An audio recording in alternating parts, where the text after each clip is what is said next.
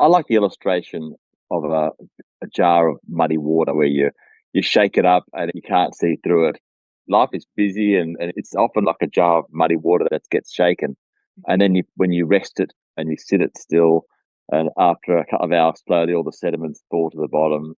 And eventually you leave it there long enough, you can just see straight through it. It becomes clear. And I think that's the same when it comes to our soul. I think solitude and silence allows us to still all those voices. It allows us to gain clarity with our identity and who we really are. I think sometimes we have resistances to solitude and silence. I think a lot of those resistances are around fear. What will happen if I still myself? Yes. What happens if everything settles to the bottom and I start to see clearly? And do I really want to see myself for who I really am? Do I really want to gain self-awareness? Mm, Do I really want to hear God? mm, Or some resistances can be maybe God won't speak. yeah. Maybe God will be silent. And what do I do with that? Right. And so there can be a lot of fear around silence and solitude. But I think that, the biggest difference, I think, with silence and solitude, as opposed to, say, what was the word that you used? Like isolation. Isolation. Yeah, yeah. Isolation is certainly not being alone, but solitude and silence is being alone for a purpose, and that is to draw near to God. Hey, friends, welcome to the Holy Ship Show. I'm your host, Christine Crawford, and I'm so glad you're here. This podcast is for anyone willing to be curious, dig deep, and be surprised by God. Well, we're continuing with our Draw Near, Dwell Well series, and today we're talking about soul care some more, as well as another spiritual practice. In fact, kind of a 2-for-1 deal today. Today we're talking about silence and solitude. And before you hit that off switch and think, thanks but no thanks, I want you to know that while I have found this practice the most terrifying of all, I have also found it the most balming. So I want to share some of my experiences with you. And then we've got a wonderful expert coming on in just a little bit who I'm calling a soul care extraordinaire. And he's going to share why silence and solitude is so important to our spiritual, mental, even physical health. But before he does, I just want to share a couple of thoughts and a story of failure that I recently experienced in this department. A quick caveat. When I'm talking about solitude, I'm not talking about isolation. We need to heal and grow in community, absolutely. But there does also need to be some moments where we can sit alone with God. I think that we have a tendency to numb ourselves with noise. Even Jesus wandered off to be with God in the wilderness to connect with him and hear from him and replenish himself. Why do we think that we would be any different? Along with hustle culture, hurry sickness, and the spiritual bypassing of our own safety and sanity, I think the reason is because we suffer from a perverse attraction to distraction. Noise is just another way for a lot of us to cope and numb and hide. And the problem is, it's muting the voice of God.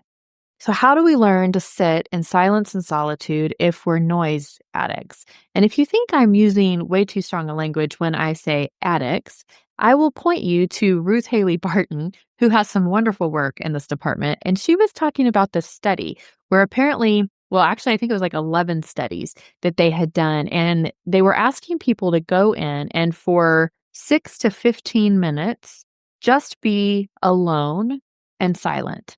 And apparently that was so uncomfortable for them that they actually started administering electric shocks to themselves as a distraction. So if we hear that correctly, we would rather shock ourselves than be silent and in solitude. And that's a problem, since I think that silence and solitude are places where we might best experience God's presence and equip ourselves to be present to ourselves and to others. I think that there's a really great story in the Bible that kind of shows us this. And this is the story of Elijah, and you can find it in 1 Kings 19. And basically, this part of the story happens after this big showdown that Elijah has with some bad guys. And he's done this amazing work against these bad guys, but he is done and he is whooped. He wanders off into the wilderness. He is so exhausted. He is literally like on the brink of a nervous breakdown, and he is just about suicidal. That's how bad tired he is. He's completely empty. And he needs the Lord to fill him back up, to even find the will to live, much less serve God again. So God tends to him. God provides for him. He gives him shelter. He makes him get some sleep. He makes him eat some snacks. And it helps. Elijah begins to revive, and he wants to hear from the Lord. So he's well enough to listen at this point and to notice God. And so he begins to try to do so. And there's this great wind that Elijah thinks God will be in, but there's no God in the wind. And then there's this great earthquake. And Elijah thinks, surely God is in this earthquake, but there's no voice of God. And then there's this enormous fire, but yet no voice of God. And when God did come to Elijah, he came in a whisper. And Elijah would not have heard it if he wasn't alone and if he wasn't willing to listen and to notice. See, sometimes God is in the wind. Sometimes God is in the crowd and the chaos. But he most often comes in a whisper, and he more often comes in silence and solitude. And the truth is, if we ever want to be able to hear God through the noise and in the crowd, we must first be able to hear him in the silence. This is the training ground for hearing him everywhere else. So when he gets us alone, he's more likely to get us postured toward listening, toward noticing, so he can tend to our wounds and speak to our souls. But this is tough because apparently most of us would rather be shocked than be silent and in solitude. I know that this actually has been my experience. As I've been healing, I had a friend, Ashley, thank you, who recommended a silent retreat. Now, I didn't even know what a silent retreat was when she mentioned this. The only experience I'd ever had with silence is like, if you go to a retreat and they're like, now wander off into, the hillside for an hour or two, and then we're going to come back together. That wasn't what I was hearing Ashley describe, and it wasn't what I thought God was prescribing. So after a lot of prayer and planning, I wandered off into the desert of Big Bend for a 3-day silent retreat. Guys, if you're new to silence and solitude, I don't necessarily recommend jumping full into, not even the deep end, but the actual ocean. That's what it felt like. It was tough. And at the risk of destroying whatever credibility I might have left after all the other crazy things I have said on this show, I will tell you what I did. I started freaking out. I think that I realized on the drive there, I wasn't even there yet. I wasn't even doing the silence and solitude when I started freaking out about the silence and solitude. I think I realized on the way there that God was asking me to surrender all my coping mechanisms, my favorite coping mechanisms to be exact, to be out there alone in the desert with him and with my grief. And if I'm honest, the only reason I agreed to do it is because I thought it might expedite my grief if I did. But neither grief nor God work like that. That's another discussion for another day. But I want you to know what I learned is that I-10, which is the highway, the very long highway that I had to drive to get out to this desert out in the middle of West Texas, I-10 is a really great place to scream in your car. I highly recommend it. 5 stars. If you do not rage scream in your car, you should try it. It is a really nice release and it's very cathartic. And when I say scream in your car, like I'm talking about like that 2-year-old tantrum rage scream, do that. It's okay. I promise it's holy. Apparently, I was in the phase for the silent retreat where my grief had decided that it preferred to express itself in rage. So this was my wind, earthquake, and fire season. And it was good that I let myself rage for the very long drive on my way to the desert because when I got there, I was empty enough to listen. And so I did. Did God answer my very specific and demanding questions? No. Did he give me shelter? Did he help me get some sleep and eat some snacks? Yes. Did he tend to my wounds and speak to my soul? Yes. And I use that wound language for a very specific reason. My friend Tracy shared a story with me about this terrible wound that she had to go through this horrible, very painful healing process with. And she had to constantly go back to the doctor, and then even at home by herself, she had to debride the wound. And if you're not familiar with that word, it just means basically to remove any of the unhealthy or necrotic tissue from a wound. Because if you don't, that gives bacteria a place to grow. And that can cause infection, and healthy tissue can't grow back in its place if that's going on. So it's painful, it's painstaking work, but it's necessary work for healing. And what I have grown to know over this healing season is there is a profound difference between clean grief and dirty grief. All grief leaves a scar, and there's nothing that can be done about that. But letting God tend to our wounds in silence and solitude, that's how we make sure it doesn't poison us from the inside out. Being alone with God, being silent before God, that's how we hear his voice. That's how we receive his comfort and his wisdom so that we can steward our lives and our loves in a way that glorifies his name. This is a place, this is a practice where we can become healthy and whole. And that's why I want to share it with you today. That's why I share that embarrassing story about screaming. Actually, I want you to know the retreat turned out really well. FYI, once I turned everything off, there were a couple of hours of discomfort. And then after that, I couldn't get enough. You guys, when it was time to turn the radio back on and the phone back on, I didn't want to. It was amazing. And to this day, when I really need to hear from God, I'll switch everything off and just turn on the listening and the noticing and get alone with him.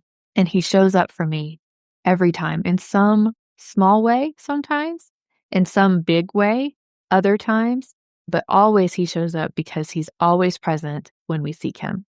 So I just wanted to share that with you. And now let's get to an actual expert on silence and solitude, because as you guys know, I'm just practicing these spiritual practices. So now I'm going to bring on our guest for today. Andrew Ranucci is a pastor, teacher, and spiritual director to Christian leaders seeking personal spiritual renewal.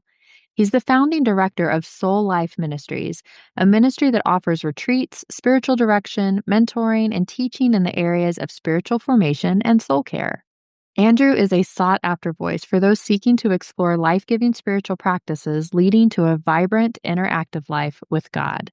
And he's here today to help us explore how silence and solitude help us draw near to and dwell well with God. So listen in and join us as we explore the upside-down kingdom of God as the right way forward. Andrew, thank you so much for being with us today. I am so excited to actually learn from you, like kind of face to face, or at least the best way we can do with you in Australia and me in Texas. So we had some fun setting up the timeline for this, but I'm so pumped. I'm calling you the soul care extraordinaire. This is literally what you do for a living, is help people learn how to care for themselves. And I'm just pumped. I'm going to be learning from you. I'm excited to introduce you to my community, let them learn from you as well. So thank you and welcome to the Holy Ship Show. Thank you, Christine. It's an absolute pleasure to be your guest, and I hope this time together will be fruitful. And I look forward to just being introduced to your community. How wonderful to have been able to curate this beautiful community of individuals. And I just hope that there'll be something that each person will be able to take away from this conversation that will be a gift. Yeah, absolutely. I'm certain there will. I just know enough about your work to know that will happen. I'd love if you could just share with the community what drew you to the work, how you kind of arrived in this section of the church or ministry, and what you're hoping that your work and your voice is accomplishing in the world. Yeah, thank you. That's a big question. Well, I'm a pastor, so I was a church planter. My wife and I got married when we were in our early 20s, and we thought, how hard could it be to plant a church? So we thought we'd give it a go when you're young and foolish.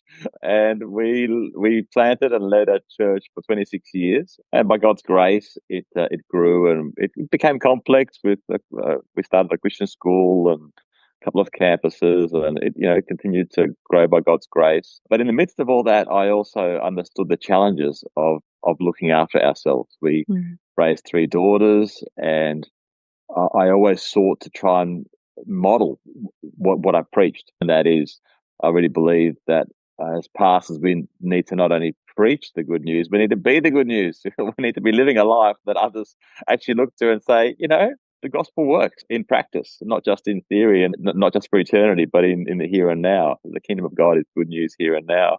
And so I guess we sought to live with a really healthy balance of responsibility and ministry, but also with family and with rhythms of rest. And yet, despite really strong intentions to look after ourselves well and look after our soul, there was a season where I still managed to hit burnout. That really took me by surprise. It really snuck up on me. And I realized we can have the best of intentions. We can seek to manage our life in such a way that we do gain the rest that our soul needs, and we can seek to live with margin and so forth. But yet we can still run into burnout, and we can still find that we need to be even more vigilant. And so after 26 years of leading Coast Community Church, actually when I turned 50, I really felt God say, okay, Andrew, you've been in the trenches in local church ministry. I really want you now to devote the next 25 years to supporting pastors and to help them to live sustainably and help them to be as healthy as they can be so that they can enjoy longevity in ministry. And so I'm 7 years into that next season and I'm loving it. I get to walk with pastors. Most of my work is with pastors, 95% of my work. And I work with them one-on-one as a spiritual director and as a mentor. And then also I run retreats for pastors, and my wife and I do those together. And so it's a real joy to be able to sow into the lives of pastors, helping them to nurture their soul, nurture their life with God, help them to be healthy and sustainable so that they can, bounce out of bed each morning with a sense of expectancy of what they get to do and not drag themselves out of bed thinking, I just got to get through another day. I don't think that's the good news. Right. And so that's where I find myself these days. That's wonderful. And of course, I know pastors definitely need this kind of support, because like you said, you were in the trenches for so long. But one thing that I want to kind of say right away, because I've got some pastors that are listening. I've got some ministry leaders that are listening. I've got some folks who, they're in those specific trenches, but a lot of my audience, they're not. That being said, we're all shepherding, we're all teaching, we're all pastoring in some way. And in my audience, which is Absolutely. primarily women, we have a ton of women who, in some way, every woman, I think, in some way, is pastoring, is shepherding, is leading, and is in need of the same soul care. And the crossover that I think is there, because I love your work because I'm a ministry leader, but I was like, this is why my women are going to love this. Women, like pastors, are often so responsible for shepherding and helping and guiding and, just caring for the souls of others. Sometimes Yeah, that comes at the expense of their own soul.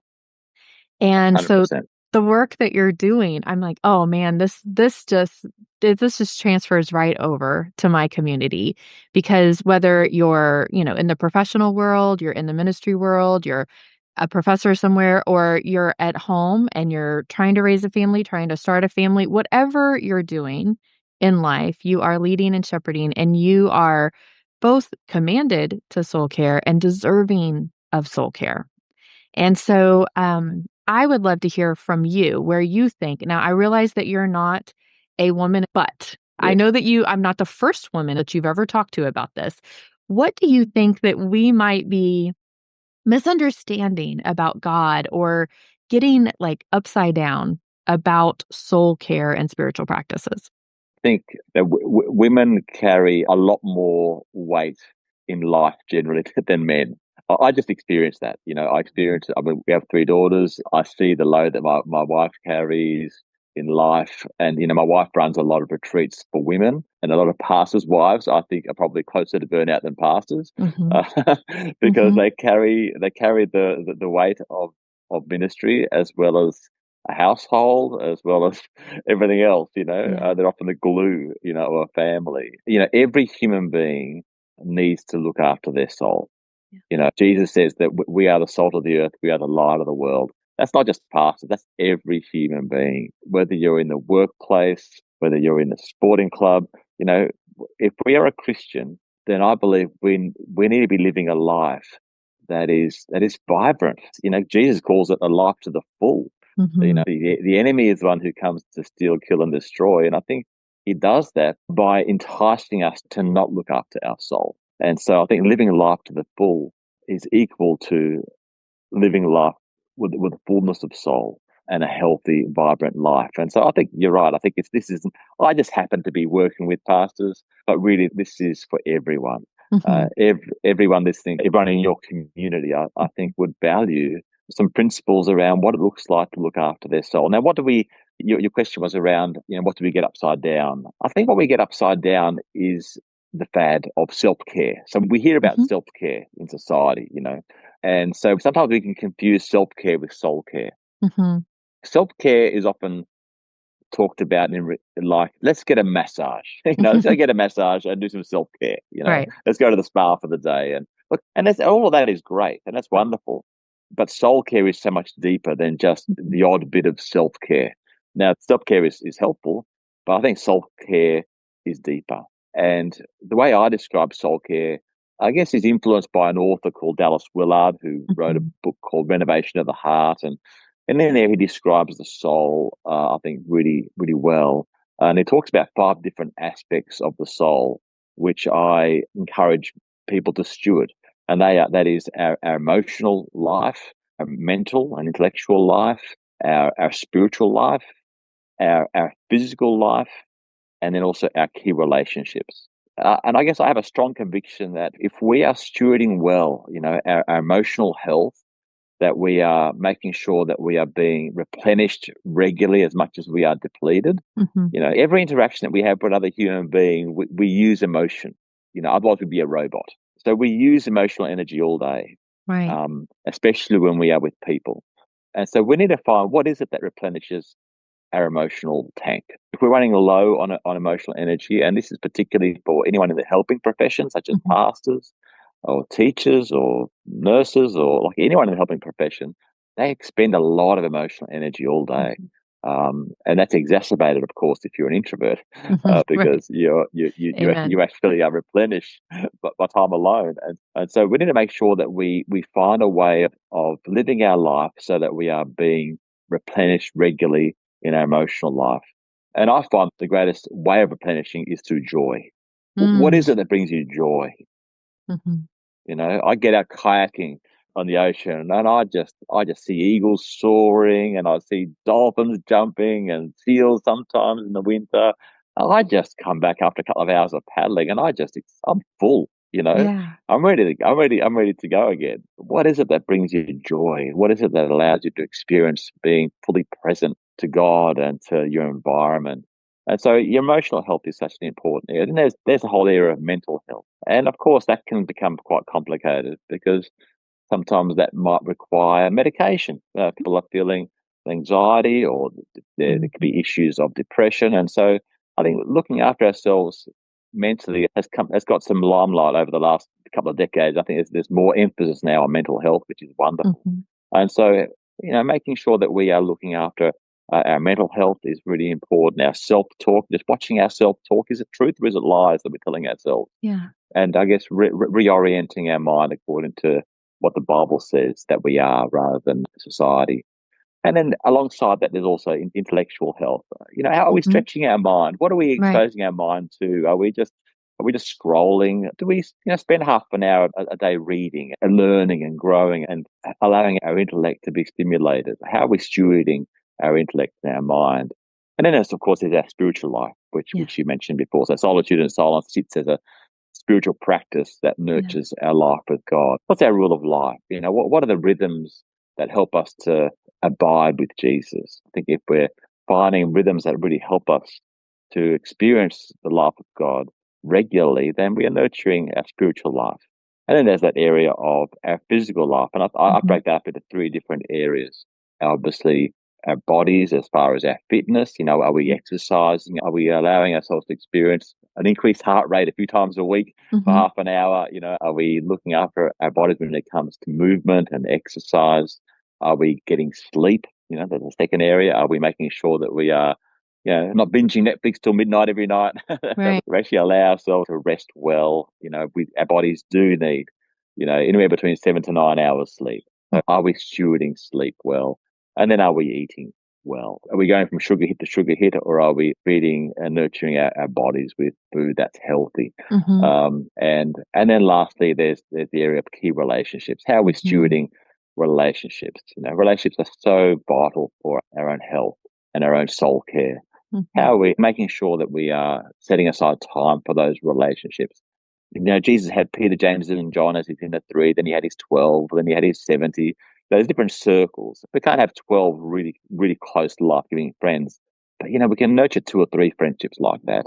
But it takes a lot to do that. And if we're married, then are we setting aside date nights regularly? Are we investing time in our marriage, in our relationship? So our key relationships indicate an area of health that's really important. So again, I believe that soul care is so much broader than just self-care. And I think if we are seeking to nurture those 5 areas of emotion and mental health and spiritual health, key relationships in our physical bodies, then I suspect we're probably going to be living life to the full. Mm-hmm. And we're going to be living the good news rather than just preaching the good news. Hey friends, so sorry to interrupt this amazing conversation, and I do hope you're enjoying it, but I just wanted to remind you of some fun new resources and opportunities that we have for you at The Holy Shift. You can find them under the new resources tab on the website. Now you'll notice several drop-down options there, including a Draw Near Dwell Well page where you can access a free workbook that you can download for the series. I've put some scripture, quotes, and art in there that might be helpful, as well as some journal prompts and Holy Shift type questions to explore. It's a totally free resource, as well as a rather robust resource list that I've made where you can learn more about each of these topics and practices that we're going to be exploring here on the show. And then I have an entire Draw Near Dwell Well online course available to you. This is a pre-recorded class that you can access instantly with a link and a password so that you can work through all this material in a slower, more convenient, and applicable way. I also get a lot more personal there, but I will tell you, it's a lot less like a course and more like a conversation. You're literally going to get me in my garden, on my porch, and in my studio, just sharing the raw and real of what I've been learning. I do have some snazzy slides, an enhanced workbook, and some fun new bonuses in that course as well. And I'm now offering what I'm calling shift sessions, which are just opportunities for us to chat one-on-one and determine if, how, and when you can begin to make a holy shift in your own life. So if you want to go deeper in your faith, but you're not sure where or how to start, or if you need some help muddling through a question you have or a challenging truth you've learned, you'll receive personal encouragement and practical guidance, and I'll help you clarify any mistheologies and misunderstandings of God's heart and will for you. And then if you really want to go deep, consider doing some one-on-one spiritual mentoring with me. I'd be honored to walk with you in your spiritual journey and encourage you as you learn how to live healed and whole. And if you want to help others draw near and dwell well, would you consider contributing to The Holy Shift? It helps support this work and enables me to continue to encourage others through this ministry. I operate as a nonprofit in partnership with the Women's Nonprofit Alliance, so all donations are tax deductible, and you can do this under the Contribute tab on the website. Again, all of that is available at theholyshift.org or via the links in the show notes. Okay, now back to our conversation. I actually love so much about that, but 2 things I want to kind of bring back out. One is your use of the word stewardship.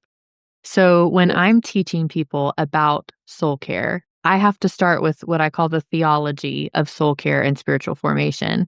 And I have to explain this is stewardship. This is stewarding the gifts, and I have to use that language because, especially for women, if we don't understand that God's not only inviting us to this, but commanding us to this, that we are caring for what is not ours, we probably won't do it.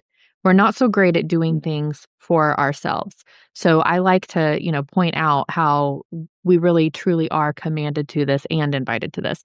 The other thing I love is this is a very integrated form of following the Lord, of connecting to the Lord, of hearing from the Lord. And a lot of times in some of the circles that I run in and have even participated in and, been guilty of, we tend to like hyper intellectualize and over formalize faith. So it's almost as if we think we're brains on sticks and we forget like that we are integrated beings. And so sadly, it's especially true in some circles and Christian subcultures to ask people, especially women, to divorce themselves from their bodies, to divorce themselves from, like, in some ways, their humanity in order to be a good Christian. And what you are putting forth here is no, this is an altogether, like, it's a holistic thing to become whole. Is that, am I Absolutely. getting that right? Absolutely. I describe them as being 5 Olympic rings.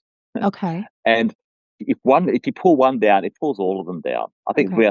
it's so connected. So for instance, you can be stewarding all those 5 areas really well, and then all of a sudden you get COVID.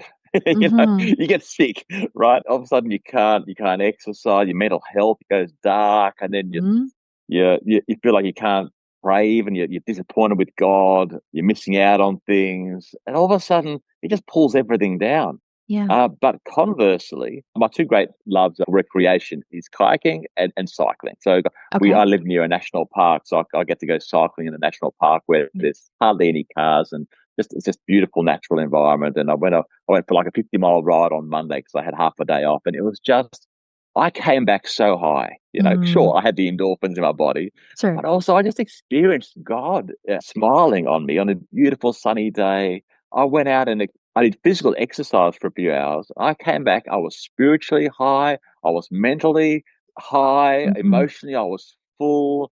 I love my wife more. It's like everything was lifted. And it's like sometimes we don't realize just how integrated we are. Yes. And Yes. sometimes, we can be feeling spiritually detached from God, and we feel like reading the Bible isn't doing it for us. And the chair we normally sit and pray in just doesn't work for us. And it's like Mhm. I'll say, well, just go for a walk for an Go hour and just outside. see how you notice God for an hour. Just don't even pray. Just see what you notice. What might be God be talking to you about as you walk, or go and enjoy a nice meal with a friend who gives life to you. You know, those friends that Mhm. you go out with who don't drain you, you actually Mhm. leave more energized.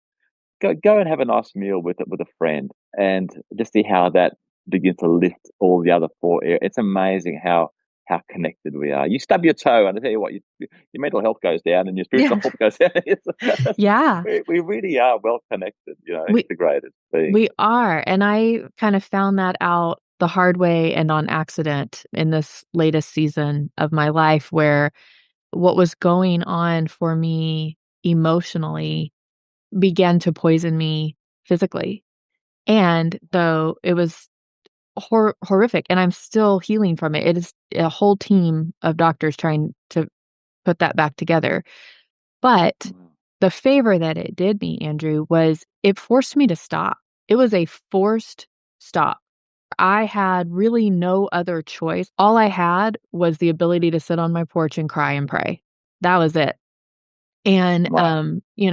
that sounds sad, except for it's the most beautiful thing that has ever happened to me because I found out so much more about Jesus and myself and love in that kind of like forced quiet.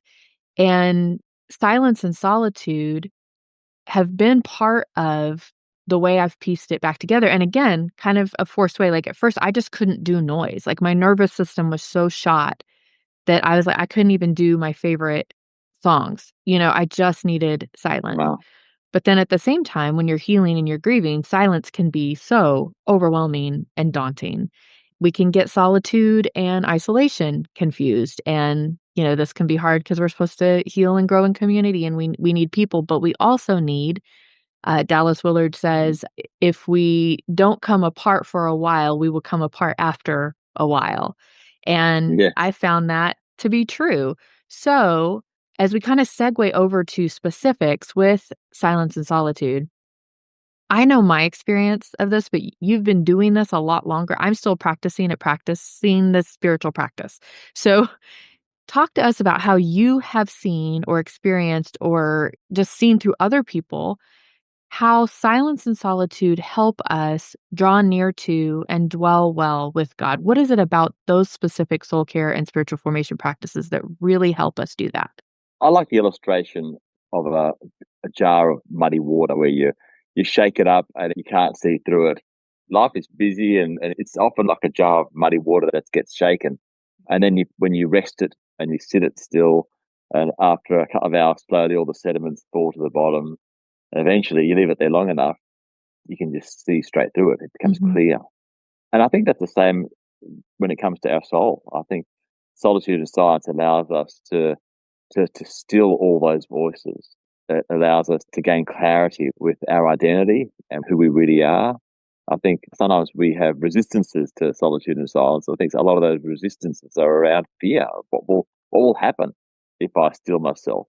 Yes. What happens if everything settles to the bottom and I start to see clearly? And do I really want to see myself for who I really am? Do I really want to gain self-awareness? Mm, Do I really want to hear God? mm, Or some resistances can be maybe God won't speak. yeah. Maybe God will be silent. And what do I do with that? Right. And so there can be a lot of fear around silence and solitude. But I think that, the biggest difference, I think, with silence and solitude, as opposed to, say, what was the word that you used? Like isolation. Isolation. Yeah, yeah.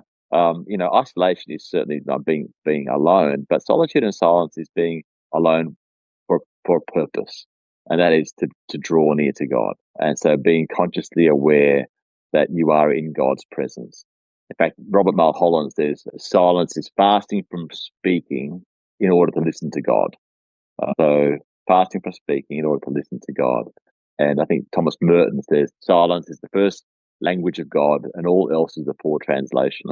I um, love that. so, so how can we listen? How can we be more attentive to God Hmm. in the silence? And there's just so little silence in our world. Wherever you go, there's background music. Even church services aren't designed to have silence in them. As soon as there's a silent pause, it's almost like, oh, what's gone wrong? We're going to fill that gap. Yeah, something's Get the broken. guitar playing again. Exactly. I think silence is a rare commodity. Okay. There was a time when silence was actually comforting for us. When we were young, when we were in a mother's womb, there was a time when silence was actually a comfort. But when did silence stop becoming a comfort for us? When did we have to start avoiding silence, Yeah. and why? Yeah. We Um, have this, I think noise is like a favorite coping mechanism, and busyness, yeah, and those go hand in hand. So I can only speak for myself, but when you strip away those coping mechanisms, it is terrifying. What is God going to say? What am I going to see? What might he ask of me? Or like you said, what if he doesn't show up? What does that mean? mm, Where do I go from there? That is a powerful question. And I'm sorry, I was the little squirrels in my brain are like, when did it stop being a like, I'm gonna spend some time on that. So, thank you for asking yeah. that. Do you think it's a coping mechanism? Like, what do you have a theory on why it is so discomforting to us now? Well, I think it's a way of hiding. I think what you're saying is correct. I think it is a defense mechanism, a coping mechanism. It's a way of hiding. It's a way of avoiding. I think it's probably connected to an insecurity. If we knew we were completely loved Mhm. by God, completely accepted for who we are, not what we do, Mm. would that change our relationship to silence and solitude? 100%, I think. It would change mine, it is changing mine because and also, like, the silence and solitude is part of why it's changing.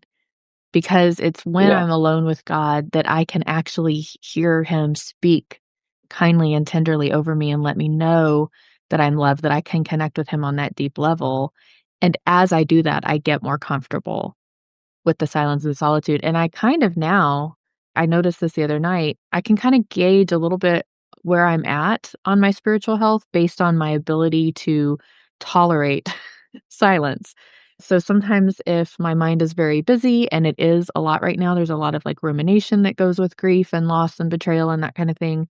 I need noise to like distract what's going on yeah, in my brain. yeah. And yet when I'm more settled, I can go to sleep with complete silence and a smile on my face, looking at the moon through the Mm, window and just talking to the Lord.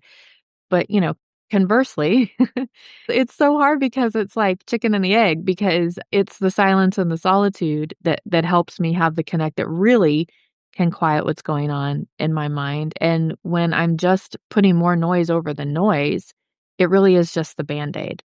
It really is just yeah, like it's the coping mechanism to get through the night. And listen, I'm not shaming myself for that. I'm not shaming anybody else who has to do that. If you've got to turn on music or the Bible app or whatever, do that. Do that. But also turning on silence, gosh, it just is.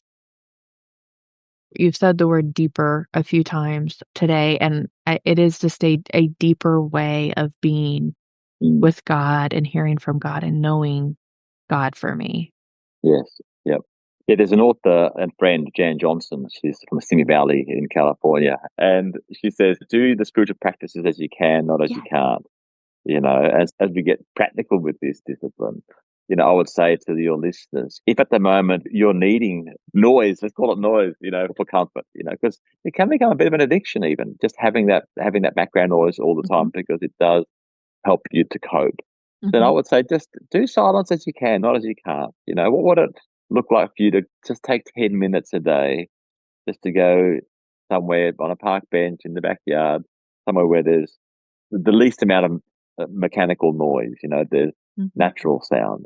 I'd love to invite anyone just to do an experiment for 7 days. What would it look like to take 10 minutes for 7 days of silence? And what do you notice after 7 days? And maybe journal on it, maybe share it with a friend. I would hazard a guess that after 7 days, you will notice something happening. Mm. And yet it's only been 10 minutes. 1 hour out of 168 hours a week. I suspect you'll notice it's been a great investment, and all of a sudden you'll be yearning for more. Mhm. Mhm. I feel like it's a little bit like running. Like when you first start, everything about it is painful. Yep. And then you get where, like, you crave it, and you get, like, where you can't even hit your stride until you're a ways in. And I just think of, like, how terrible I was at this and still sometimes am at this. That's why you're here, Andrew, because I really wanna continue to grow here. But I love that that feels like a good first step. So if people that are listening are beginners to the idea of silence and solitude, is that where you would have us start? Is the 10 minutes a day, is that where we can 10 minutes just a day. okay. Yep. That's honestly, that's where I would start. I mean, I've done 8 day silent retreat. Don't start Yeah. there.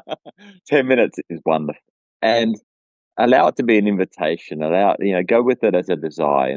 The spiritual practices need to be done from a position of desire rather than duty. Think it out as a gift. I love also John Eldridge. He writes Mhm. beautifully, and he wrote a book called Walking with God.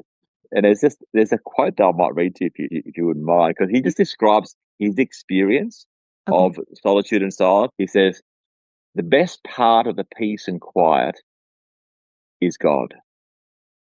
Just to sit here and be with God.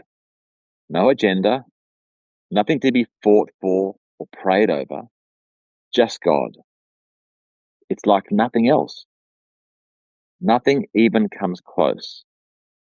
This is what the moment offers now. This is what God is up to today. And thankfully, I'm going with it now by resting with Him. He said, nothing to be fought for or prayed over. That doesn't Mhm. make sense. Shouldn't we be praying when we're in silence? Look, there are times when we will be praying when we're in silence, but how about we just also learn just to not pray when we're in silence? How about we allow time for us just to sit and to be with God? Yeah. I just love how he writes, no agenda, nothing to be Mhm. fought for or prayed over, just God. Mhm. You know, isn't it nice when our children come to us and just sit? They don't want anything from us. Mhm. We have a dog who just loves to come and sit. And, Mm. and I think you might have one in the background as well. I'm Yeah. not, and animals are just beautiful, like that. They're just Yeah. so they just love to just be with us. She always Um, wants to be near. Draw near. absolutely, yep. I opened the back door of the truck, and Murphy just jumped straight in. If I'm going somewhere, I he love wants to it. be with me, Mm, And so learning how to just sit and to be with God with no agenda, I think, is a rare practice. I think for us, for most Western Christians, I think hmm when we get 10 minutes, we just jam it full of prayer requests. right. Work Yep. through the formula, which there can be some power and value in that, but like you said, sometimes it's good just to be. That is the Yeah. invitation. The life of faith is an invitation from God to be with God. And then when we go and sit with him, we're issuing an invitation back to him to be with us, to be Yeah. in us, to guide. I think sometimes we forget that silence and enjoying beauty and resting, that those are forms of worship and praise. And listening is a form of prayer. I think sometimes we think prayer is like us just going to God and like listing out all the things that we need and the people we're worried about. Mm. And certainly, that's great. He loves to hear from us. He wants to know what's on our hearts and hear us, communicate that to him, but also just being near. When you were talking about kids that come to us, I had a visual in my mind. I have a dear friend of mine that has a 5-year-old daughter, and we're on Marco Polo, which is like a video app, basically. Yeah. And we were talking, I think, on a Saturday morning, and her daughter just got up and her hair's sticking up everywhere, pigtails are still half in and all that. And she just got up and she walked in and she rubbing her eyes and she just laid on her mother's chest. She didn't say a word. She wasn't ready to Wow. talk. And she just wanted to be with mom, to take comfort in mom. And so when you said that, that was the picture that that that hit me. And I'm wondering if we really understand that's what God desires from us and for us, is to connect with him in that Yeah. way. And why is it so difficult? Why is it so difficult? Yeah. Why do we resist it? Right. We must not really trust him, maybe. Like you Mm. said, if we really knew how loved we were, Yeah. wouldn't that, Yeah. because like her daughter, she knew that was a safe, comfortable place. Do we know that about God? Yeah. And I'm sure you know this quote from Tozer. It says the most important thing about us is our image of God. Yeah. And James Bryan Smith has done some great work in this space. Mhm. His book, The Good and Beautiful God, I think is really helpful as he establishes a foundation of our image of God for our spiritual formation. And I think it comes back to our image of God, our capacity to embrace solitude and silence. If we have an image of God who's a bit of a taskmaster, who only gives us approval if we're achieving, Mhm. then solitude and silence is going to feel like we're slacking off. Yeah. We're sort of got to hide from God because, hey, he expects us to be more of a Martha than we are a Mary. And so, what's our image of God, and how does that shape our relationship with solitude and silence? I think that's a great question for your listeners to sit with. I love that. So, if we're going to invite people to take a next step and maybe try to begin to have a different relationship with silence and solitude, to use this as a possible holy shift for their soul care and spiritual formation, it sounds like you're saying to sit with the idea of, how do we see God? Who do we see God as? Is he a kind and loving father? Is he a taskmaster? Which makes sense that we would confuse him that way, given the Mm, way our culture works and that kind of thing. And then just to take 10 minutes in silence and solitude a day to get to know him a little better and find yeah, out, no agenda, no agenda, just to no sit and agenda. be with God. There you go. Yes. Oh, see, I'm like, and here's your agenda. This is what you're. It's so built in. When you're there for 10 minutes, just to sit with God, just to Okay. practice being fully present, you know. Okay. It's a challenge, and if you can only handle 5 minutes, do 5 minutes and then Yeah. grow to 10 minutes. I Like, started with go easy 2. on yourself. Do it as Yeah. you can, not as you can't. Yes. I started with 2, and it was about all I could. It was like holding my breath underwater, honestly. Like, it was like, how long can I do it? And not the solitude. I'm fine with that. I'm such a kind of loner, but the silence was deafening, as they say. And so it started small and worked up, and it very quickly became that safe place on a mother's chest. And I'm going to have that visual in my head for a while. So thank you, Andrew. Thank you. I feel very humbled that you've reached out across the globe, and it's been such a joy to get to know you. And by God's grace, I hope today has been helpful for even just one person that led them to think a little more about soul care, and then particularly stewarding their life with God through solitude and silence. Oh, thank you, Andrew. I know that it's been helpful. So I appreciate you so very much. Wonderful. Thank you, Christine.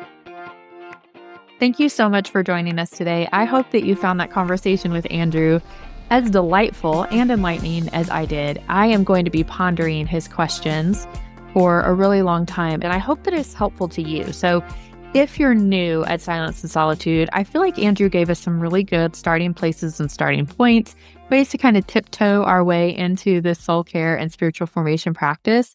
Now, as always, we've got highlights and links up on the show notes. So just head over to the website. It's theholyshift.org to get more information about Andrew, Silence and Solitude, and also make sure that you check out some of the Draw Near, Dwell Well resources that we have over there. It's under the new resources tab. We've got a free workbook that you can check out. And then we also have some workshop groups and mentoring opportunities that we're doing now. And then one other thing I'd ask of you, if you're liking the show, and I hope that you are, would you please share it with a friend? Maybe you feel like this episode in particular would be really helpful to somebody. And if you would subscribe and leave a review, that helps folks find us, and we certainly love that. I hope this podcast will continue to help us all shift our perspective on Jesus and learn how to draw near and dwell well. Thanks again for joining me as I explore the upside down kingdom of God as the right way forward.